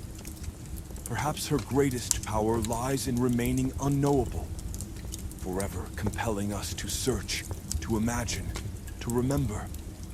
Centuries have passed since the Red Queen was sealed away, yet her presence still unsettles and inspires. She is not simply an archaeological find cataloged and filed away. She is a challenge. A challenge to how we write history, to how we measure importance, to how we decide whose stories deserve to be told. Kings leave names etched in stone.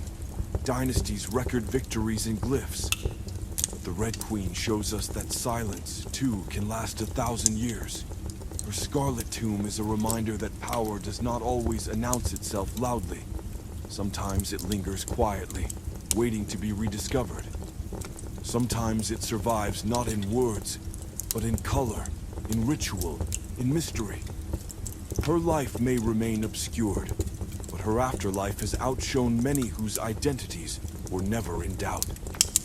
She rests as both absence and presence, both question and answer. And in that balance lies her enduring strength. We may never learn her true name, never know the full scope of her reign or influence, but we know enough to recognize her as extraordinary, enough to feel the weight of her legacy even now. The Red Queen teaches us that history is not finished, that even in silence the past continues to speak. All we have to do is listen. Frida Kahlo today isn't just remembered as a painter, she's a cultural phenomenon, an icon that stretches far beyond the art world. She has become the face of Mexico, of defiance, resilience, and unapologetic identity. Her image, the flowers crowning her hair, the unbroken stare, the famous brows, is instantly recognizable and endlessly reproduced, plastered on t-shirts, murals, posters, coffee mugs, and tattoos across the globe. But the legacy is more than branding. Beneath the iconic surface lies the story of a woman who turned agony into artistry, who refused silence, who made her broken body speak louder than convention ever could. Her paintings are not pretty distractions. They're confrontations. They force you to look at suffering, not with pity, but with raw recognition. She was never a victim on canvas. She was the witness, the fighter, the one who stared back. Frida's power was her honesty. She showed that strength doesn't come from perfection, but from embracing contradiction, from living fully even when the body betrayed her. She became a voice for women, for the disabled, for rebels, for anyone who had been told they were too much or not enough. Her work carved out space for truth in a world that demanded masks. That's why she endures. That's why she's more than art. Frida Kahlo is defiance painted in color, rebellion stitched into every brushstroke, and a reminder that even in pain, life insists on being vivid. On July 13, 1954, at just 47 years old, Frida Kahlo died in the very house where her story had begun, the Blue House in Coyoacán. The official report listed a pulmonary embolism, but those closest to her whispered of something heavier. Years of unrelenting pain, countless surgeries, and a body worn down by battle. Only days earlier, she had forced herself to attend a political demonstration against U.S. intervention in Guatemala, arriving in her wheelchair, fist raised high. Even at the edge of death, revolution pulsed in her veins. Her final diary entry was hauntingly brief. I hope the exit is joyful, and I hope never to return. Her funeral was held at the Palacio de Bellas Artes, Mexico's most revered cultural hall. draped in the red flag of the Communist Party, her coffin was surrounded by mourners, artists, revolutionaries, family, and friends. Diego Rivera, shattered, called her the greatest love of his life, even as their marriage had been marked by chaos and betrayal. But death did not silence Frida. If anything, it amplified her. In the decades that followed, Frida refused to fade into the background. At first, she was spoken of quietly, curiosity in art circles. Her paintings didn't fit neat categories, too political for some, too surreal for others, too personal for everyone. But by the 1970s and 80s, feminist scholars and activists reclaimed her voice, pulling her from the margins and thrusting her into the center. Frida wasn't just rediscovered. She was reborn. She became more than an artist. She became an icon. Her image spread across the world. The unibrow, the flowers woven into her hair, the piercing gaze that dared you to look away. But her power was never in appearances alone. It was in what she represented. Frida refused perfection. She refused silence. She refused to hide her pain, her politics, her desires, or her contradictions. She lived as a disabled woman who turned suffering into art, as a bisexual woman who loved openly in a time of repression, as a Mexican nationalist who wore her culture on her skin and in her work. She was messy, defiant, radiant, and unapologetically herself. For feminists, she became a symbol of strength without permission. For queer communities, an icon of visibility and pride. For disabled artists, proof that broken bodies could still create beauty. For Mexico, she became both daughter and mother of a cultural identity, fierce, folkloric, and impossible to erase. Her paintings, once dismissed as too strange or too intimate, are now treasures of the art world. Works like the two Fridas, the broken column, and self-portrait with thorn necklace and hummingbird are not just viewed, they are felt. Every brushstroke vibrates with survival, with rebellion, with the stubborn insistence that life, however painful, is worth painting. Frida Kahlo never asked to be a saint or a slogan. She asked only to tell the truth of her life. And in doing so, she told the truth for countless others who had never seen themselves reflected on canvas before. Today, Frida's face is everywhere, splashed across t-shirts, posters, murals, even turned into dolls and memes. Her unibrow, her flowers, her stare, instantly recognizable. But her legacy isn't about branding. It's about honesty. She showed the world that art doesn't have to be polite, that beauty can come from pain, and that identity can be both fractured and whole at once. She embraced contradiction and made it her power. A communist who collected jewelry, a betrayed wife who kept loving, a body stitched together by surgeons, yet a spirit unbreakable. Her paintings weren't escapes from reality. They were reality, raw and unfiltered. She made the personal political, and the political deeply personal. Frida Kahlo didn't just paint. She confronted. She provoked.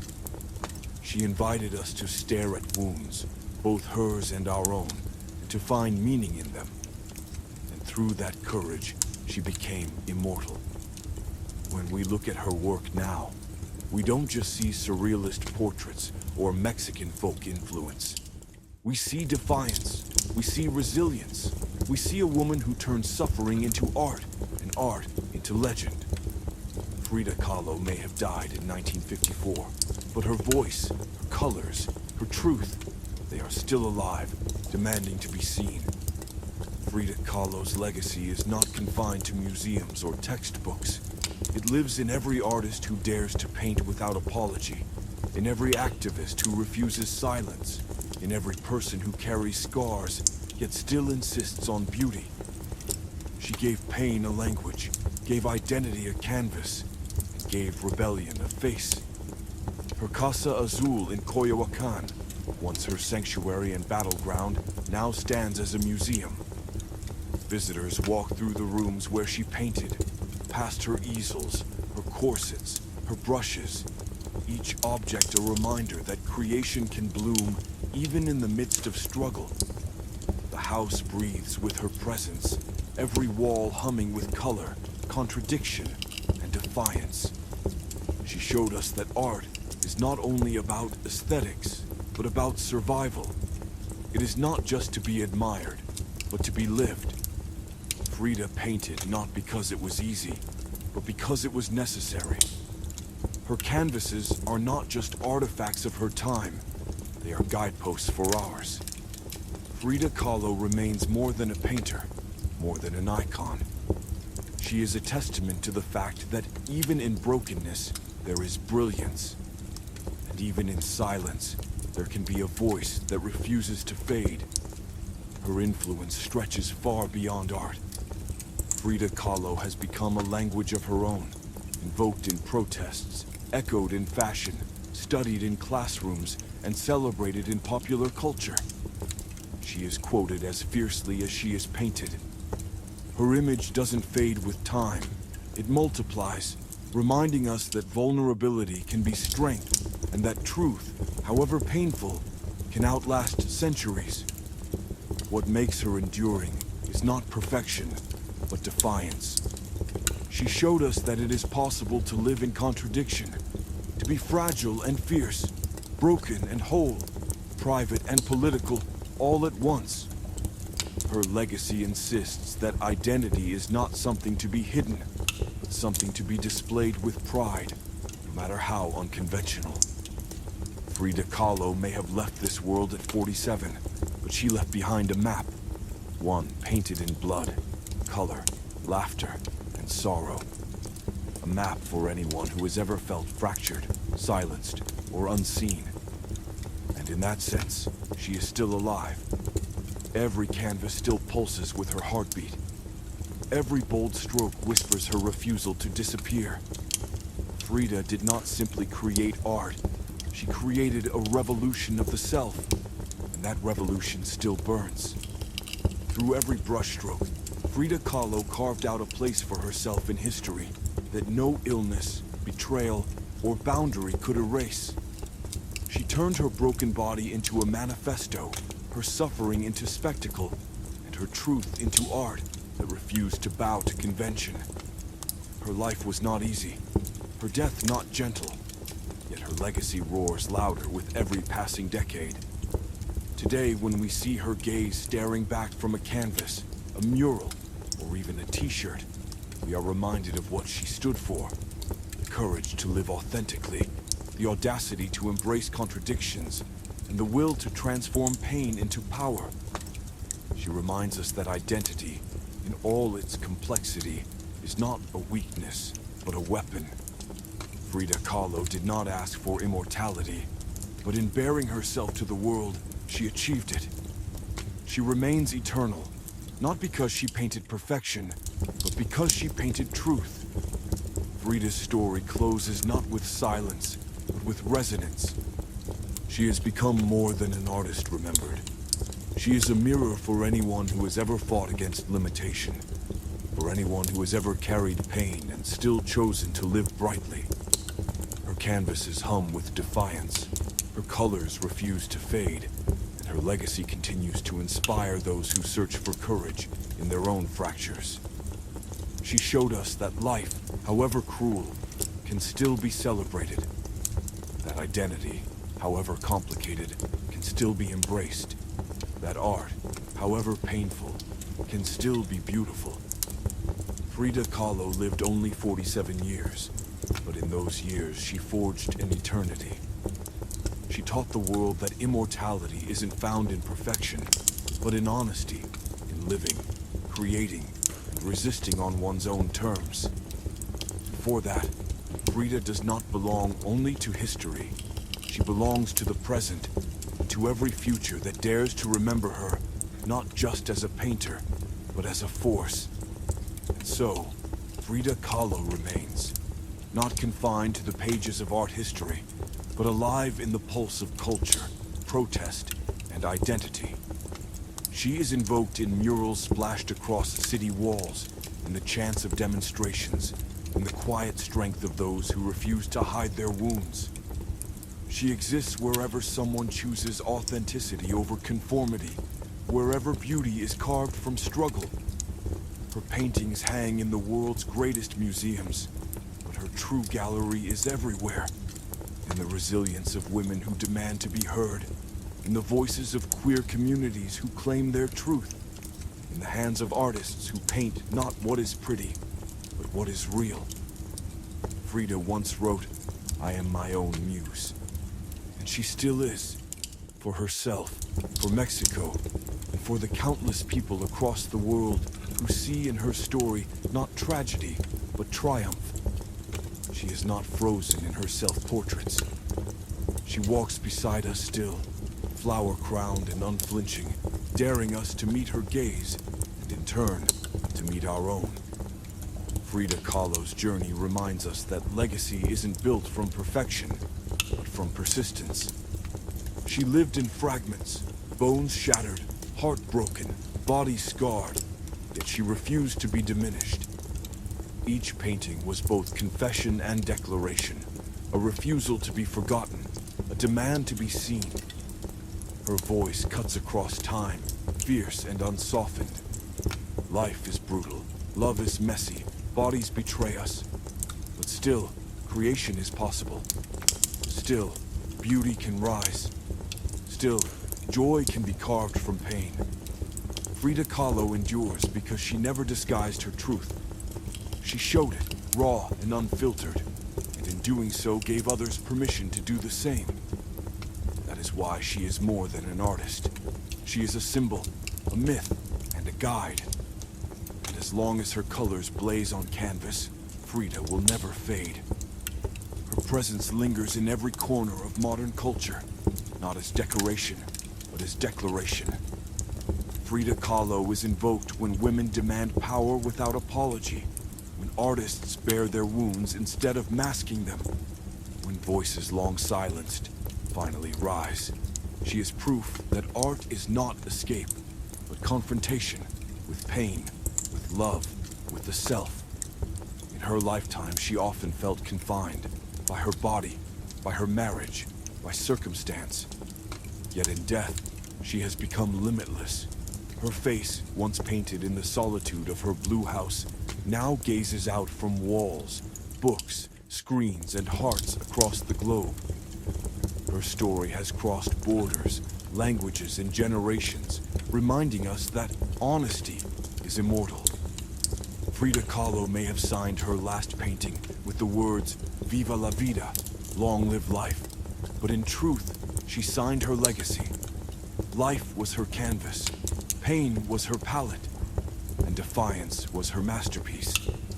Frida Kahlo's final gift is this, a reminder that life, however fractured, is still worth celebrating. She turned her body into testimony, her scars into symbols, her sorrow into songs of color. She never hid, never softened, never surrendered. And in that refusal, she became eternal. Her legend is not about tragedy, though she knew it well. It is about transformation, about the way she bent suffering into art and carved a place for herself in history that no erasure could undo. She painted not just what she endured, but what it meant for her, for Mexico, for anyone who has ever felt broken and still demanded to live. Frida Kahlo remains uncontained. She lives in every stroke of paint that dares to tell the truth, in every voice that rises without permission, in every act of defiance that insists, life is mine to define. And through her, it always will be. Frida Kahlo does not rest quietly in the past. She insists on the present, demanding our gaze, our recognition, our reflection. Her work is not nostalgia, it is confrontation. Every canvas still breathes, every self-portrait still stares back, asking, "What will you do with your pain?" She left behind no children, countless heirs, artists, dreamers, rebels, survivors. Each one carries a fragment of her fire, a spark of her refusal to yield. Her legacy does not sit behind glass. It moves, provokes, and inspires. In the end, Frida Kahlo achieved what few ever do. She transcended her own time. She painted herself into eternity, not as a symbol of suffering, but as proof that even the most fractured life can blaze with brilliance. And so she remains, unbroken, unforgettable, and defiantly alive. Frida's story closes where it began, in Mexico, in the Blue House, walls drenched in color, rooms echoing with memory. But unlike most endings, hers is not silence, it is resonance. She is still here, in the art that bleeds with honesty, in the voices that claim her as muse, in the movements that carry her spirit forward. She showed us that mortality does not erase truth, that even in suffering, there is creation, that even in loss, there is legacy. Her life was brief, her body fragile, but her vision indestructible. Frida Kahlo painted herself because she knew no one else could. And in doing so, she painted all of us, our pain, our contradictions, our defiance. She remains not only an artist of Mexico, but an artist of humanity. Frida lives on, not just in museums or history books, but wherever someone chooses to live, love, and create without apology. Frida Kahlo's echo reaches far beyond her lifetime, beyond Coyoacan, beyond Mexico itself. She stands as a universal figure, claimed by cultures and movements across the world, not because she was flawless, but because she was real. Her struggles were human, her art was raw, her truth unfiltered. And in that truth, she became timeless. Every brushstroke she left behind reminds us that beauty can be carved out of brokenness, that identity is not something to conceal, but something to wield, and that even the most fragile life can burn with ferocity. She turned suffering into a sanctuary, contradiction into clarity, and mortality into myth. Frida Kahlo did not merely live. She insisted. She demanded to be seen. And now, across decades and continents, she still is. A face, a voice, a force that refuses to fade. Her legacy is not fragile, nor is it finished. Frida Kahlo continues to evolve with every generation that discovers her, not as a distant relic, but as a companion in the struggle to live authentically. For some, she is a feminist icon. For others, a queer trailblazer. For many, a voice for the disabled, the marginalized, the defiant. Each finds in her story a reflection of their own battles and their own strength. She once said, "I never paint dreams or nightmares. I paint my own reality." That is why her art endures. Reality does not age. Pain does not lose relevance. Defiance does not go out of style. Frida's reality, preserved in paint and myth, continues to challenge, to inspire, to ignite. In the end, Frida Kahlo did what she always promised. She lived fully, she created fiercely, and she left behind a vision that cannot die. Her body rests in Mexico, but her spirit is everywhere, in color, in courage, in every refusal to be silent.